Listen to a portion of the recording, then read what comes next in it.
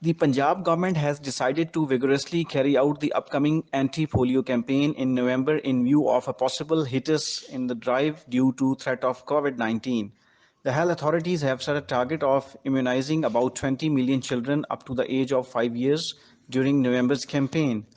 Punjab Health Minister Dr. Yasmin Rashid presided over an important meeting to review the steps being taken to eradicate polio at the Chief Secretary's office on Tuesday.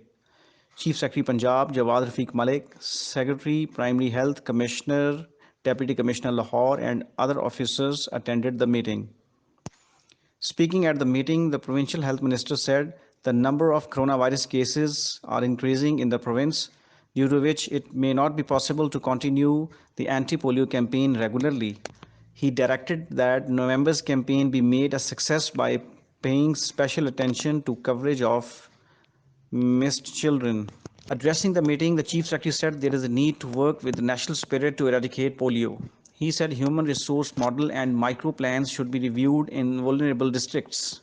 He asked officers to ensure 100% coverage of children and take action against teams that don't follow micro plans.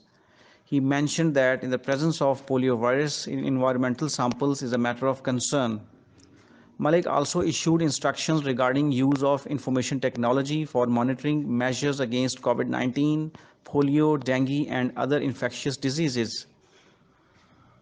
The Secretary of Primary Health briefed the meeting that coverage rate in anti-polio campaign in October was 103%, and instead of target of 19.2 million, 19.9 million children were vaccinated against the disease.